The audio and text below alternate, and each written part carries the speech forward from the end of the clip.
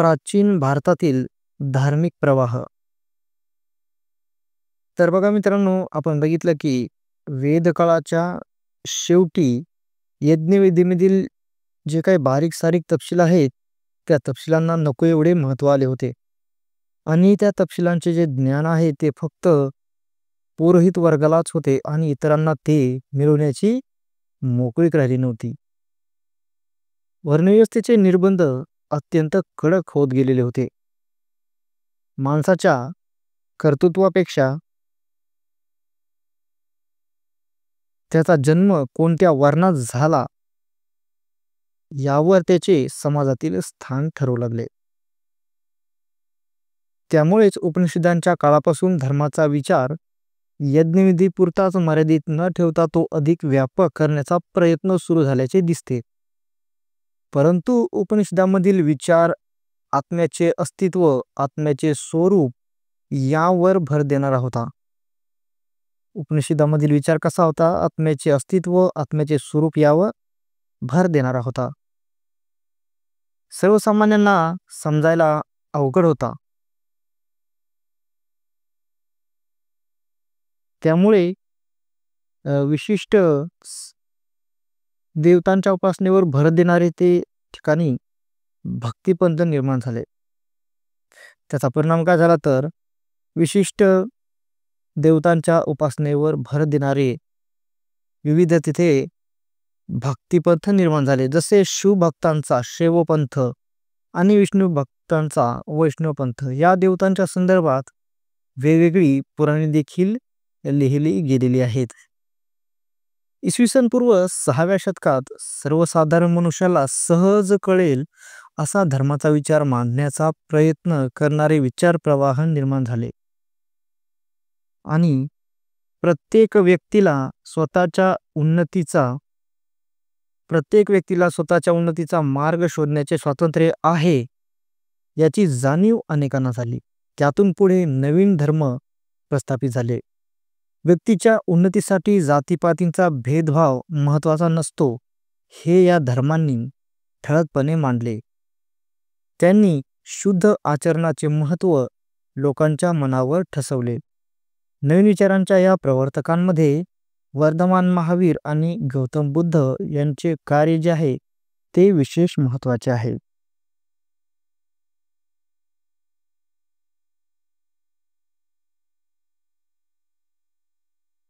जैन धर्म. तर बघा मित्रांनो, जैन धर्म हा भारतातील प्राचीन धर्मापैकी एक धर्म आहे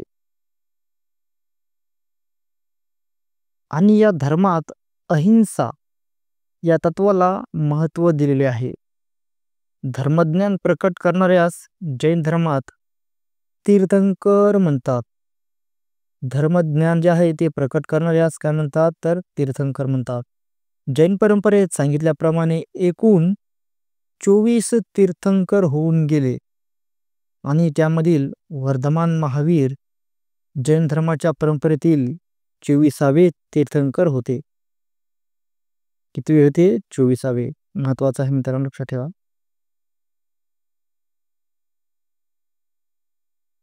वर्धमान महावीर तर यांचा जो जन्मकाळ आहे तो आहे इसवी सन पूर्व 599 ते इसवी सन पूर्व 527.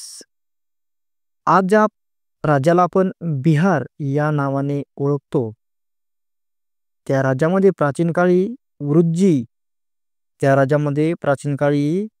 वृज्जी या नावाचे एक महाजनपद होते आणि त्याची राजधानी होती वैशाली. वैशाली नगराचा एक भाग असलेल्या कुंडग्राम येथे वर्धमान महावीरांचा जन्म झाला. वैशाली नगराचा एक जो भाग होता कुंडग्राम, जे ठिकाण कुंडग्राम होते त्या ठिकाणी वर्धमान महावीर यांचा जन्म झालेला आहे. त्यांच्या वडिलांचे नाव जे आहे ते होते सिद्धार्थ आणि आईचे नाव होते त्रिशला.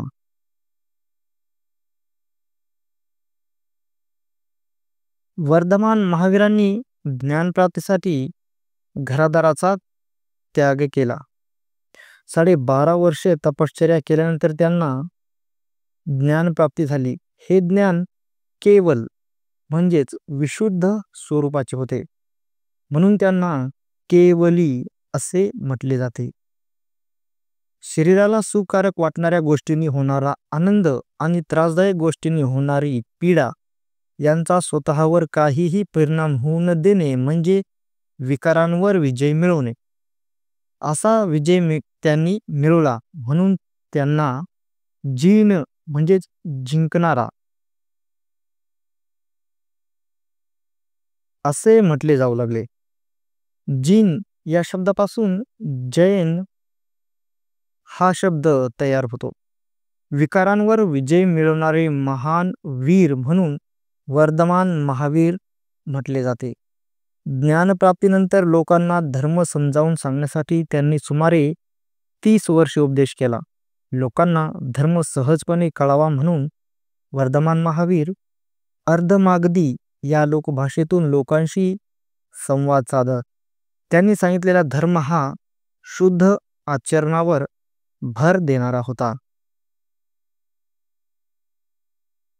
शुद्ध आचरणासाठी त्यांनी सांगितलेल्या मार्गाचे सार पंचमहावृत्ते आणि त्रिरत्ने यामध्ये सामावलेले आहे. लोकांना उपदेश करण्यासाठी तीर्थंकरांच्या ज्या सभा होत त्यांना समवसरण असे अर्धमागधी भाषेत म्हणत असत. हे समवसरण समतेवर आधारलेले असे. या समवसरणामध्ये सर्व वर्णातील लोकांना प्रवेश असे. तर आपण बघूयात आता पंचमहावृत्ते म्हणजे काय भानगड आहे. तर पंचमहावृत्ते म्हणजे काय, तर अत्यंत काटेकोरपणे पाळण्याचे 5 नियम म्हणजेच पंचमहावृत्ते. अत्यंत काटेकोरपणे पाळण्याचे 5 नियम. तर त्यामधील पहिला आहे अहिंसा. तर अहिंसा म्हणजे काय, तर कोणत्याही जीवाला दुखापत होईल किंवा त्याची हिंसा होईल असे वागू नये म्हणजे अहिंसा. दुसरा आहे सत्य. सत्य म्हणजे काय, प्रत्येक वचन आणि कृती खरेपणाची असावी. तिसरं अस्तेय. तिसरा नियम आहे अस्तेय. अस्तेय म्हणजे काय, तर स्थेय म्हणजे चोरी. स्थेय म्हणजे चोरी. दुसऱ्याच्या मालकीची किंवा हक्काची गोष्ट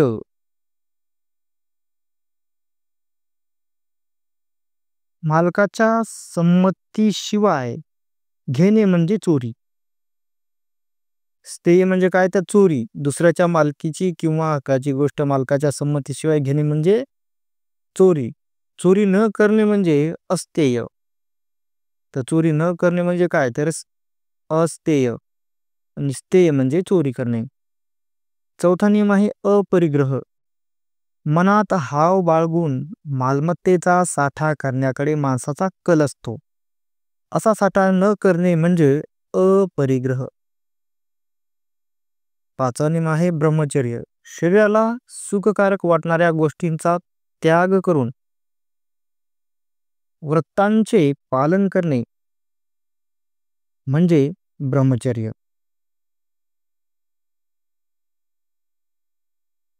पुढे बघूया त्रिरत्ने. तर त्रिरत्ने म्हणजे काय आहे, तर त्रिरत्नेमध्ये एक आहे सम्यक दर्शन, दुसरं सम्यक ज्ञान आणि 3 सम्यक चारित्र. ही 3 तत्वे म्हणजेच त्रिरत्ने. तर सम्यक याचा अर्थ संतुलित असा होतो.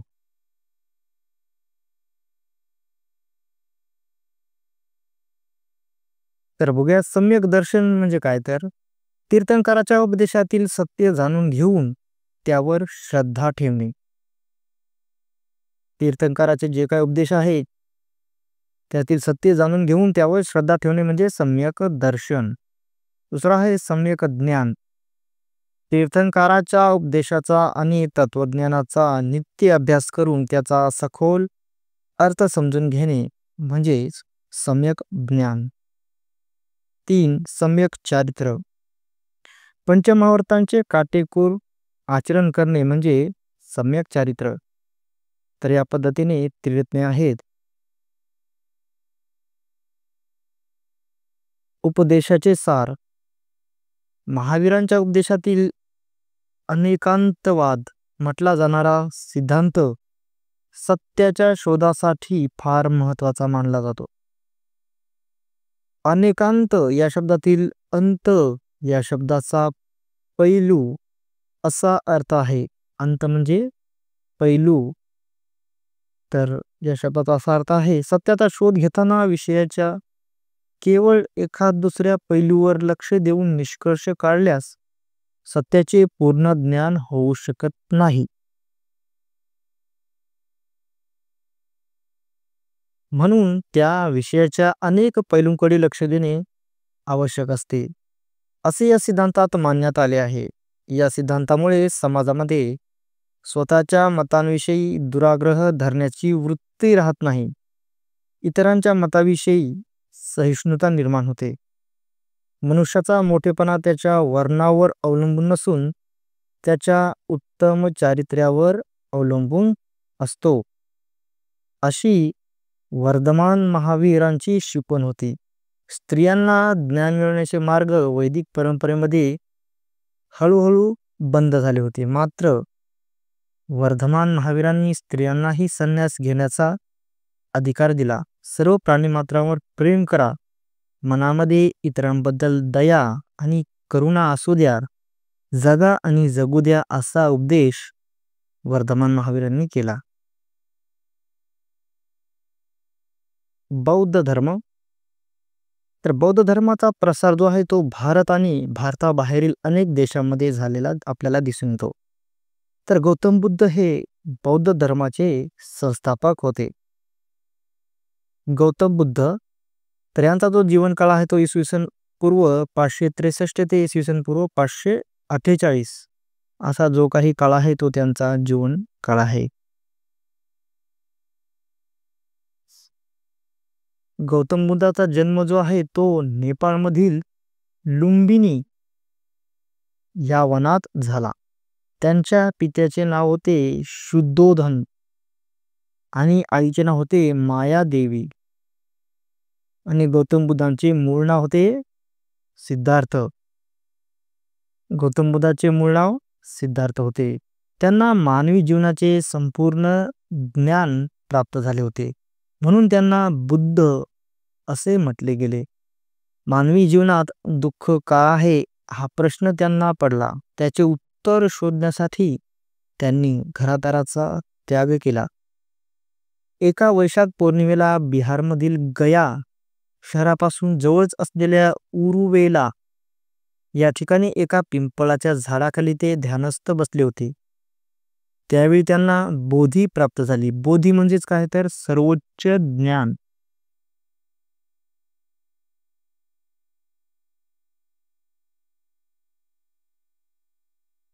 त्या पिंपळाच्या वृक्षाला आता बोधिवृक्ष असे म्हणतात. तसेच उरुवेला या स्थानाला बोधगया असे म्हणतात. तर उरुवेला या स्थानाला काय म्हणतात तर बोधगया असे म्हणतात. त्यांनी त्यांचे पहिले प्रवचन जे आहे ते वाराणसी जवळ सारनाथ येथे दिले. महत्वाचं आहे, लक्षात ठेवा. या प्रवचनात त्यांनी जो उपदेश केला त्यास धम्म असे म्हटले जाते. या प्रवचनाद्वारे त्यांनी धम्माच्या चक्राला गती दिली म्हणून या घटनेला धम्म चक्र प्रवर्तन असे पाली भाषेत म्हटले जाते. संस्कृतमध्ये त्याला धर्मचक्र प्रवर्तन असे म्हटले जाते. नंतरच्या काळात त्यांनी धम्माचा उपदेश करण्यासाठी सुमारे 45 वर्षे चारिका केली. काय केली? चारिका. तर चारिका म्हणजे काय तर पायी फिरणे. धर्माचा उपदेश करण्यासाठी गौतम बुद्ध सुमारे 45 वर्ष पायी फिरले. त्यांनी आपला उपदेश जो आहे तो पाली या लोकभाषेत केला. बौद्ध धर्मामध्ये बुद्ध, धम्म आणि संघ यांना शरण जाण्याची संकल्पना महत्वाची आहे. या संकल्पनेला काय म्हणतात तर त्रिशरण असे म्हणतात. बौद्ध धर्मामध्ये बुद्ध, धम्म आणि संघ यांना शरण जाण्याची जी संकल्पना आहे ती खूप महत्वाची आहे आणि त्या संकल्पनेला त्रिशरण असे म्हणतात. त्यांनी सांगितलेल्या धम्माचे सार जे आहे ते आपण आता बघूयात. आर्य सत्य. मानवी जीवनातील सर्व व्यवहारांच्या मुळाशी 4 आर्य सत्य आहेत. 4 सत्य आहेत, त्यांना आर्य सत्य म्हटलेले आहे. तर त्यापैकी 4 पैकी पहिले आहे दुःख. तर बघा, मानवी जीवनात दुःख असतेच. दुसरे आहे दुःखाचे कारण, आणि जे मानवी जीवनात दुःख आहे त्या दुःखाला काहीतरी एक कारण असतेच, असे विनाकारण दुःख काही नसतेच. तिसरे आहे दुःखाचे निवारण. दुःख दूर करता येते, म्हणजे दुःखाचे निवारण करता येते. आणि चौथे आहे प्रतिपद. प्रतिपद म्हणजे काय, तर मार्ग. हा दुःखाचा अंत करण्याचा मार्ग आहे. हा मार्ग शुद्ध आचरणाचा आहे. या मार्गाला अष्टांगिक मार्ग असे म्हटले जाते. पुढे बघूयात पंचशील. गौतम बुद्धांनी 5 नियमांचे पालन करण्यास सांगितलेले आहे. त्या नियमांनाच पंचशील असे म्हटले जाते. तर बघूयात आपण ते 5 नियम कोणते आहेत. तर बघा, त्यामध्ये आहे 1. प्राण्यांची हत्या करण्यापासून दूर राहणे. दुसरे, चोरी करण्यापासून दूर राहणे. तिसरे, अनैतिक आचरणापासून दूर राहणे. चौथे, असत्य बोलण्यापासून दूर राहणे. आणि 5वे, मादक पदार्थांच्या सेवनापासून दूर राहणे. बौद्ध संघ. गौतम बुद्धांनी आपल्या धम्माचा उपदेश करण्यासाठी भिक्खूंचा संघ निर्माण केला.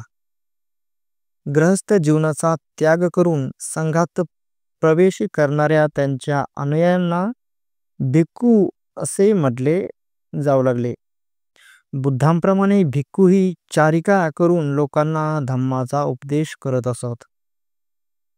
स्त्रियांचा स्वतंत्र संघ होता, त्यांना भिक्खुनी असे म्हणतात. बौद्ध धर्मात सर्व वर्णांतील व जातीमधील लोकांना प्रवेश होता. उपदेशाचे सार. गौतम बुद्धांनी मानवी बुद्धीच्या स्वातंत्र्याची घोषणा केली. वर्ण वगैरेच्या आधारे मानली जाणारी विषमता जी आहे ती त्यांनी नाकारली. जन्माने कोणी श्रेष्ठ वा कनिष्ठ ठरत नाही, तर त्याच्या आचरणावरूनच श्रेष्ठ कनिष्ठता ठरते. छोटीशी चिमणी देखील आपल्या घरट्यात स्वच्छंदपणे चुवचुवते, हे त्यांचे वचन विख्यात आहे. ते स्वातंत्र्य आणि समता या मूल्यांविषयीचे त्यांचे चिंतन दर्शविते. त्यांनी पुरुषांप्रमाणे स्त्रियांनाही स्वतःची उन्नती करण्याचा अधिकार आहे असा उपदेश केला. यज्ञासारख्या कर्मकांडाला विरोध केला. त्यांनी उपदेशलेली प्रज्ञा, शील इत्यादी मूल्ये मानवाचे कल्याण साधणारी आहेत. सर्व प्राणीमात्रांविषयीची करुणा हे त्यांच्या व्यक्तिमत्वाचे असाधारण वैशिष्ट्य होते. गौतम बुद्धांनी उपदेशलेली सहिष्णुता केवळ भारतीय समाजालाच नव्हे, तर सर्व मानव जातीला आजही मार्गदर्शक ठरते. लोकायत. तर लोकायत किंवा चार्वाक या नावाने ओळखला जाणारा प्राचीन काळातील विचार प्रवाहही महत्वाचा आहे. त्याचा भर स्वतंत्र विचारांवर होता. त्याने वेदांचे प्रामाण्य नाकारले. प्राचीन काळात भारतीय भूमीत नवनवीन धार्मिक विचारांचे स्रोत निर्माण होत राहिले. कालांतराने ज्यू, ख्रिश्चन, इस्लाम आणि पारशी हे धर्म भारतीय समाजात रुजले. ज्यू धर्माचे लोक साधारणपणे इसवी सनाच्या 1ल्या ते 3ऱ्या शतकात केरळमधील कोचीन येथे आले असावेत. ज्यू धर्माला यहुदी धर्म असेही म्हटले जाते. ज्यू धर्माला यहुदी धर्म असेही म्हटले जाते. देव एकच आहे असे ज्यू धर्मीय मानतात. ज्यू धर्माच्या शिकवणीत न्याय, सत्य, शांती, प्रेम, करुणा, विनम्रता, दान करणे, चांगले बोलणे आणि स्वाभिमान या गुणांवर भर दिलेला आहे. आणि त्यांच्या प्रार्थनास्थळाला सिनेगॉग असे म्हणतात. त्यांच्या ज्यू धर्मियांच्या प्रार्थनास्थळाला सिनेगॉग म्हणतात. ख्रिश्चन धर्म. ख्रिश्चन धर्माची स्थापना येशू ख्रिस्तांनी केली. तो जगभर पसरला आहे. ख्रिश्चन धर्म जो आहे जगभर पसरलेला आहे.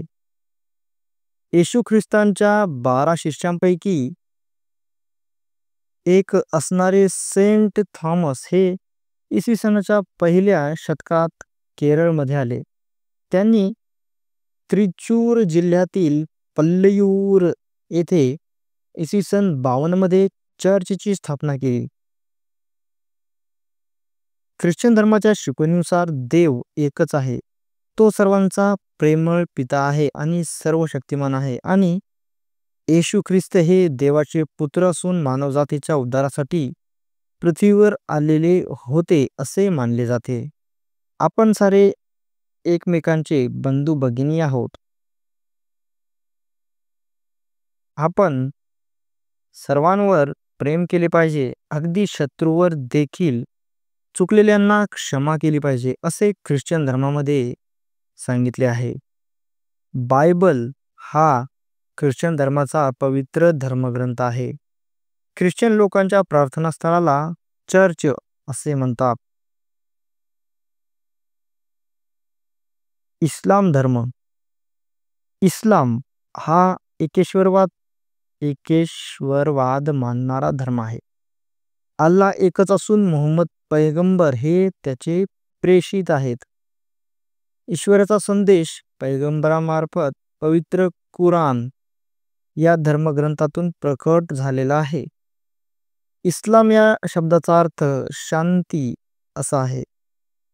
इस्लाम या शब्दाचा अर्थ शांती असा आहे. या शब्दाचा अर्थ अल्लाहला शरण जाणे असाही होतो.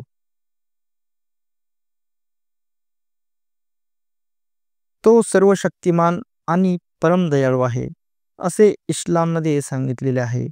मानवी अस्तित्वाचा हेतू अल्लाहची उपासना करणे हाच आहे असे मानलेले आहे. मनुष्याने आयुष्यात कसे वागावे याचे मार्गदर्शन पवित्र कुराण या ग्रंथामध्ये केलेले आहे. भारत आणि अरबस्तान यामध्ये फार प्राचीन काळापासून व्यापारी संबंध होते. अरबस्तानातील व्यापारी केरळच्या किनाऱ्यावरील बंदरांना भेट देत असत. इसवी सनाच्या 7व्या शतकात अरबस्तानात इस्लामचा प्रसार झाला. त्याच शतकात अरबी व्यापाऱ्यांमार्फत भारतामध्ये इस्लामचे आगमन झाले. इस्लाम धर्माच्या प्रार्थनास्थळाला मशीद असे म्हणतात. पारशी धर्म. पारशी लोक आणि वैदिक संस्कृतीचे लोक यांच्यामध्ये प्राचीन काळापासून संबंध होते. पारशी धर्माच्या पवित्र ग्रंथाचे नाव अवेस्ता असे आहे. ऋग्वेद आणि अवेस्ता यांतील भाषेमध्ये साम्य आहे. पारशी लोक इराणच्या पार्स किंवा फार्स नावाच्या प्रांतातून भारतात आले, म्हणून त्यांना पारशी या नावाने ओळखले जाते. ते जे आहे ते प्रथम गुजरातमध्ये आले होते आणि ते गुजरातमध्ये केव्हा आले होते तर 8व्या शतकात आले होते असे काहींचे मत आहे. झरथुष्ट्र हे पारशी धर्माचे संस्थापक होते. पारशी धर्माचे संस्थापक झरथुष्ट्र हे होते. अहूर मज्द या नावाने त्यांच्या देवाचा उल्लेख केला जातो. पारशी धर्मामध्ये अग्नी, पाणी या 2 तत्वांना अत्यंत महत्त्व आहे. त्यांच्या देवळांमध्ये पवित्र अग्नी प्रज्वलित केलेला असतो. त्या देवळांना आग्यारी असे म्हणतात. उत्तम विचार, उत्तम वाणी आणि उत्तम कृती ही तीन प्रमुख आचरण तत्वे हा पारशी विचारसरणीचा गाभा आहे. उत्तम विचार, उत्तम वाणी आणि उत्तम कृती ही तीन प्रमुख आचरण तत्वे जे आहेत ते पारशी विचारसरणी आहे त्याचा गाभा म्हटले जाते.